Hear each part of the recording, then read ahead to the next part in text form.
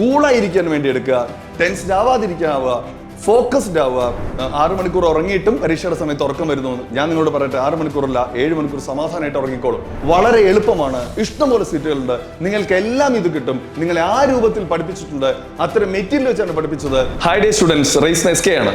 കുറെ കാലമായി നിങ്ങളോട് ഞാൻ സംസാരിക്കണമെന്ന് ഇങ്ങനെ വിചാരിക്കണം. നിങ്ങൾ പഠിത്തത്തിന്റെ തിരക്കിലാണ്, അതുകൊണ്ടാണ് ഞാൻ സംസാരിക്കാണ്ടിരുന്നത്. ഏകദേശം പരീക്ഷ അടുത്ത് തുടങ്ങിയിട്ടുണ്ട്. ഈ പഠിക്കുന്ന കാലത്തും പരീക്ഷയുടെ കാലത്തും നിങ്ങളുടെ മനസ്സ് അല്ലെങ്കിൽ നിങ്ങളുടെ പ്ലാൻ 2 തരത്തിലായിരിക്കുമെന്ന് എനിക്ക് ഉറപ്പാണ്. നമ്മൾ എൻട്രൻസിന് ചേരുന്ന സമയത്ത് ഞാനിപ്പോൾ ജനറലി സംസാരിച്ചുകൊണ്ടിരിക്കുന്നത് റിപ്പീറ്റേഴ്സിനോടാണ്. ഇത് +2കാർക്കും ബാധകമാണ്. എന്നിരുന്നാലും ആ റിപ്പീറ്റേഴ്സിനാണ് എപ്പോഴും കുറച്ച് ടെൻഷൻ കൂടുതലായി കാണുന്നത്. കാരണം എല്ലാ സമയത്തും ഇതൊരു അവസാന ചാൻസ് ആണെന്നും ഇനിയൊരു ചാൻസ് ഇല്ലാന്ന്, ഇനി മുന്നോട്ട് പോകാൻ കഴിയില്ല എന്നൊരു തോന്നൽ നിങ്ങൾക്ക് ഉള്ളിലുണ്ട്. അതുകൊണ്ട് ജനറലി കുറച്ച് ടെൻസ്ഡ് ആയിട്ടുള്ള ആൾക്കാർ നിങ്ങളോടാണ് ഞാൻ പ്രധാനമായിട്ടും സംസാരിക്കുന്നത്. എന്താ കാര്യം എന്ന് വെച്ചാൽ, ചേരുന്ന സമയത്ത് നല്ല കോൺഫിഡൻസ് ആയിരിക്കും, നന്നായി ചെയ്യാൻ പറ്റുമെന്ന്. കുറേയും കൂടി ഇങ്ങനെ മുന്നോട്ട് പോയിക്കൊണ്ടിരിക്കുക, പോർഷൻസ് കൂടി വരിക, സിലബസ് ഓൾമോസ്റ്റ് കവർ ചെയ്ത് കഴിയുമ്പോൾ വളരെ കൂടുതൽ പോർഷൻസ് കഴിഞ്ഞിട്ടുണ്ടായിരിക്കും. അത്ര ഞാൻ കൂടെ എത്തിയിട്ടില്ല എന്നൊരു ടെൻഷൻ ഉണ്ടാവും. അതൊരു പ്രശ്നം. ഇപ്പൊ പരീക്ഷയുടെ തൊട്ടടുത്തുമുള്ള പ്രശ്നം എന്താണെന്ന് വെച്ച് കഴിഞ്ഞാൽ, മുഴുവനും ചാപ്റ്റർ പഠിപ്പിച്ച് കഴിഞ്ഞിട്ടുണ്ട്, മുഴുവനും ചാപ്റ്റർ നിങ്ങൾ പഠിച്ചു കഴിഞ്ഞിട്ടുണ്ട്. ഇപ്പോഴത്തെ ഒരു പ്രശ്നം എന്താണെന്ന് വെച്ച് കഴിഞ്ഞാൽ, ഇത് ശരിക്കും എനിക്ക് ഓർമ്മ വരുമോ, ഇത് ചെയ്യാൻ പറ്റിയിട്ടില്ലെങ്കിൽ എന്താണ് ചെയ്യുക, ഇങ്ങനത്തെ 100 പ്രശ്നങ്ങളിലൂടെയാണ് ഇപ്പൊ നിങ്ങൾ കടന്നു പോണത്.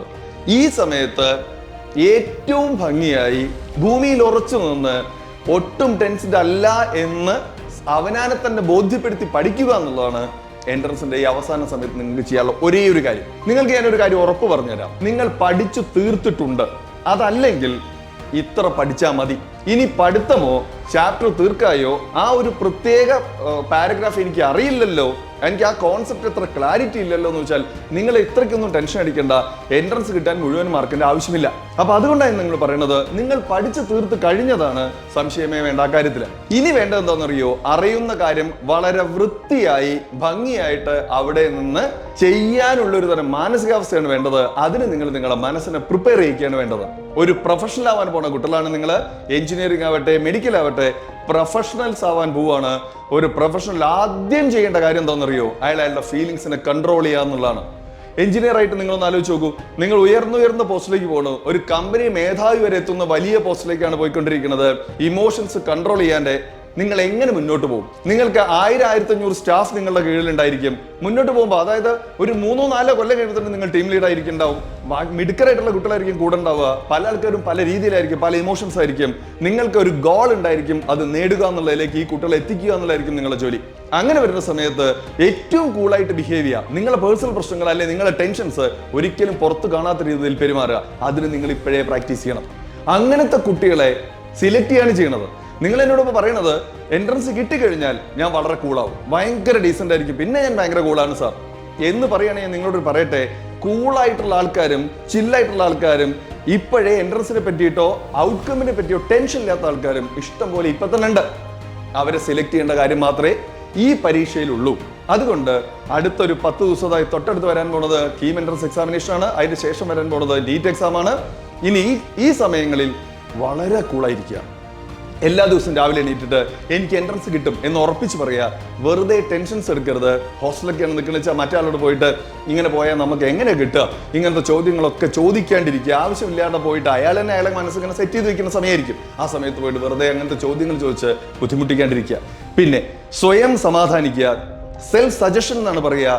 ഞാൻ ടെൻസ്ഡ് അല്ല, ഞാൻ ഇത് വാങ്ങിയിരിക്കും എന്ന് പറഞ്ഞുകൊണ്ടിരിക്കുക. പ്രാർത്ഥിക്കുന്ന കുട്ടികളാച്ച നന്നായി പ്രാർത്ഥിക്കുക. നിസ്കരിക്കുന്ന സമയത്തൊക്കെ എനിക്ക് നല്ലതേ ദൈവം തരൂ എന്ന് ഉറപ്പിച്ച് വിശ്വസിക്കുക. എന്നിട്ട് നിങ്ങൾ ചെയ്തു നോക്കൂ. ഇങ്ങനെയാണ് നിങ്ങൾ ഇനി വരാൻ പോണ ലൈഫ് എന്ന് പറയുന്നത്. നിങ്ങൾ എന്നോട് പറയൂ, ഏതെങ്കിലും ഒരു സമയത്ത് നിങ്ങൾ ടെൻസ്ഡ് ആയിട്ടുള്ള വെപ്രാളത്തോടെ പേടിയോടെ നടക്കുന്ന ഒരു ഡോക്ടറെ കണ്ടിട്ടുണ്ടോ? ഒരു എഞ്ചിനീയറെ കണ്ടോ? ഒരു പ്രൊഫഷണലെ കണ്ടിട്ടുണ്ടോ? ഒരു വക്കീലിനെ കണ്ടിട്ടുണ്ടോ? ആരാണ് അജിറ്റേറ്റഡ് ആവുക എന്ന് ആലോചിച്ച് നോക്കൂ. ഒരു കേസ് തോറ്റു കഴിഞ്ഞിട്ട് പുറത്തേക്ക് വന്നിട്ട് ഒരു വക്കീൽ അതിനെ പറ്റി വളരെ ഭംഗിയായിട്ട് എന്താണ് സംഭവിച്ചത് എന്ന് വൃത്തിയായിട്ട് പറഞ്ഞുതരാ ചെയ്യുക. അല്ലാണ്ട് ജഡ്ജിയെ കുറെ ചീത്ത പറയുക, കുറച്ച് കരച്ചില്, അങ്ങനെയൊന്നും നിങ്ങൾ കാണാറില്ലല്ലോ. അതാണ് ഒരു സാധാരണക്കാരനും ഒരു പ്രൊഫഷണലും തമ്മിലുള്ള വ്യത്യാസം. പഠിക്കുന്ന കുട്ടികൾ ധാരാളം കേരളത്തിലുണ്ട്. നിങ്ങളൊന്ന് ആലോചിച്ച് നോക്കൂ, 4.5 ലക്ഷം കുട്ടികളാണ് SSLC പാസ്സാവുന്നത്. ഓൾമോസ്റ്റ് 3 ലക്ഷത്തിന് മുകളിൽ കുട്ടികളാണ് സയൻസ് എടുത്തിട്ട് പഠിച്ചുകൊണ്ടിരിക്കുന്നത്. 1 ലക്ഷം കുട്ടികളാണ് എൻട്രൻസ് എക്സാമിനേഷൻ എഴുതുന്നത്. അത് കഴിഞ്ഞ് സിലക്ഷൻ കിട്ടുന്ന കുറച്ചു പേർക്ക് മാത്രമാണ്. എന്ന് വെച്ച് കഴിഞ്ഞാൽ ഓൾമോസ്റ്റ് ഇത് ഒരു 10-20% കളിയാണ്. കാരണം അവരാണ് പ്രൊഫഷണൽ ആവാൻ മനസ്സുകൊണ്ട് തയ്യാറാവുന്നത്. ഞാൻ നിങ്ങളോട് പറയുന്നത് സബ്ജക്റ്റ് കൊണ്ടല്ല, മനസ്സുകൊണ്ട് തയ്യാറാവുന്നത്. നിങ്ങൾ എപ്പോഴും നിങ്ങൾ ചെയ്യാൻ പോകണം, നിങ്ങളുടെ DNA തന്നെ മാറ്റിയെടുക്കുന്ന ഒരു തരം സ്വഭാവത്തിലേക്കാണ് പോണ്ടി വരിക. ഈ എഞ്ചിനീയേഴ്സിന്റെ ഒക്കെ ലൈഫ് എന്ന് പറയുന്നത് അവർ മോർണിംഗ് ടു ഈവനിങ് എന്നല്ല പറയാ, രാത്രി. പലപ്പോഴും ഇവർ പറയുന്നതെന്ന് വെച്ച് കഴിഞ്ഞാൽ വർഷങ്ങളായി സൂര്യോദയം കണ്ടിട്ടില്ല, സൂര്യാസ്തമയം കണ്ടിട്ടില്ല എന്നൊക്കെയാണ്.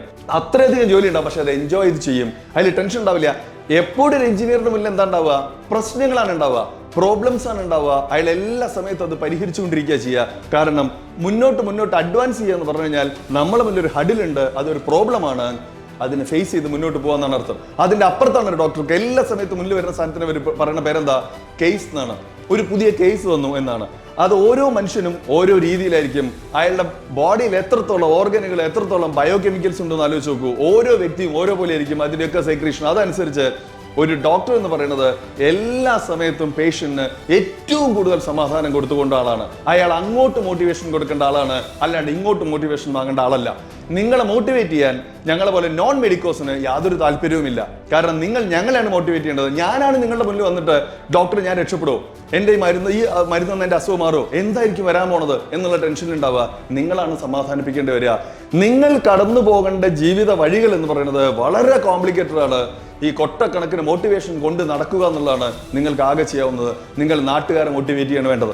ആ ആൾക്കാർ ഒരു പരീക്ഷ, വളരെ ചെറിയൊരു പരീക്ഷ, ഇഷ്ടംപോലെ സീറ്റ്സ് ഉണ്ട്. നിങ്ങൾ ഓർക്കണം, മെഡിക്കൽ ആവട്ടെ എഞ്ചിനീയറിംഗ് ആവട്ടെ ഇഷ്ടംപോലെ സീറ്റുകളുണ്ട്. ആ സീറ്റുള്ള ഒരു പരീക്ഷയ്ക്ക് ഒരു കാലത്തും ടെൻഷൻ അടിക്കരുത്, ഞാനത് നേടിയിരിക്കുമെന്ന് പറയാം. മറ്റൊരു ഉപദേശം എനിക്ക് തരാനുള്ളത്, ഒബ്ജക്റ്റീവ് ക്വസ്റ്റ്യൻ ചെയ്യുക, ഇനിയും ചെയ്യുക, തുടർച്ചയായി ചെയ്തുകൊണ്ടിരിക്കുക. ഒബ്ജക്റ്റീവ് ക്വസ്റ്റ്യൻ എത്ര എണ്ണം ഇനി ചെയ്യാൻ പറ്റും, അതാണ് കാര്യം. ഇനി തിയറി പഠിക്കാൻ നിൽക്കരുത്. റിപ്പീറ്റേഴ്സിനോടാണ് പറയാനുള്ളത്, നിങ്ങൾ തിയറി പഠിച്ച് കഴിഞ്ഞിട്ടുണ്ട്, ഇനി നിങ്ങൾ ചെയ്യേണ്ടത് പ്രാക്ടീസ്. ഒരു ദിവസം എത്ര ഒബ്ജക്റ്റീവ് ക്വസ്റ്റ്യൻ ചെയ്യാൻ പറ്റുമോ അത്രയും ചെയ്യുക. അതിലെ തെറ്റുകൾ എന്താണെന്ന് നോക്കുക, അത് ശരിയാക്കുക. ഒരു കാര്യം നിങ്ങൾക്ക് ഉറപ്പ് പറഞ്ഞുതരാം, റേസിൽ നടക്കുന്ന പരീക്ഷകളെക്കാൾ ലൈറ്റർ ആയിരിക്കും ഒറിജിനൽ എൻട്രൻസ് എക്സാമിനേഷൻ. ഒരു സംശയം കാര്യത്തിൽ വേണ്ട. അതുകൊണ്ട് എല്ലാ കുട്ടികളും ഇവിടെയുള്ള പെർഫോമൻസിന് എത്രയോ നല്ല പെർഫോമൻസ് ആണ് അവിടെ കാണിച്ചിട്ടുണ്ടാവുക. അതുകൊണ്ട് നിങ്ങൾ ധൈര്യമായിരിക്കൂ, ഒരു ടെൻഷൻ ഇല്ലാണ്ട് മുന്നോട്ട് പോയിക്കോളൂ. അടുത്ത 15 ദിവസം നിങ്ങളെ മനസ്സിനെ പഠിപ്പിക്കാൻ വേണ്ടി എടുക്കുക, കൂളായിരിക്കാൻ വേണ്ടി എടുക്കുക, ടെൻസ്ഡ് ആവാതിരിക്കാവുക, ഫോക്കസ്ഡ് ആവുക, ടെൻഷനുള്ള വിഷയങ്ങൾക്ക് സംസാരിക്കാണ്ടിരിക്കുക. വെറുതെ ആവശ്യമില്ലാതെ എല്ലാവരും എൻട്രൻസിനെ പറ്റി പഠിപ്പിച്ചുകൊണ്ടിരിക്കും, എല്ലാവരും ഉപദേശം തരും, എല്ലാം കേൾക്കാൻ പോകണ്ട. നിങ്ങളായിട്ടുള്ള ഒരു പ്ലാൻ ഉണ്ടാക്കി വെച്ചിട്ടുണ്ടാവും, ആ പ്ലാനിലൂടെ മുന്നോട്ട് പോവുക. പരീക്ഷയുടെ സമയത്ത് നന്നായി ഉറങ്ങുക. ഇന്നലെ കുട്ടികൾ എന്നോട് പറയുന്നുണ്ട് 6 മണിക്കൂർ ഉറങ്ങിയിട്ടും പരീക്ഷയുടെ സമയത്ത് ഉറക്കം വരുന്നു എന്ന്. ഞാൻ നിങ്ങളോട് പറയട്ടെ, 6 മണിക്കൂറല്ല 7 മണിക്കൂർ സമാധാനമായിട്ട് ഉറങ്ങിക്കോളൂ. കാരണം ഇനിയൊക്കെ നിങ്ങൾക്ക് ഉറങ്ങി നിങ്ങളെ മനസ്സിനെ ശരിയാക്കിയെടുത്ത് അലേർട്ടാക്കി മാറ്റി ക്വസ്റ്റ്യൻ കാണുമ്പോഴേക്കും ആൻസർ ഇന്നതാണ് എന്ന് അങ്ങോട്ട് പറയാവുന്ന ഒരു മാനസികാവസ്ഥയിലേക്ക് മാറണം. വളരെ എളുപ്പമാണ്, ഇഷ്ടംപോലെ സീറ്റുകളുണ്ട്, നിങ്ങൾക്ക് എല്ലാം ഇത് കിട്ടും. നിങ്ങളെ ആ രൂപത്തിൽ പഠിപ്പിച്ചിട്ടുണ്ട്, അത്തരം മെറ്റീരിയൽ വെച്ചാണ് പഠിപ്പിച്ചത്. 100 കണക്കിന് പരീക്ഷകൾ എഴുതിയിട്ടുണ്ട്. എല്ലാം എൻട്രൻസിന്റെ റിലേറ്റഡ് ആയിട്ടുള്ള പരീക്ഷകളാണ്. റേസ് ആണെങ്കിൽ വർഷങ്ങളോളം ആദ്യ റാങ്കുകൾ ഉണ്ടാക്കിക്കൊണ്ടിരിക്കുന്ന ഇൻസ്റ്റിറ്റ്യൂട്ടാണ്.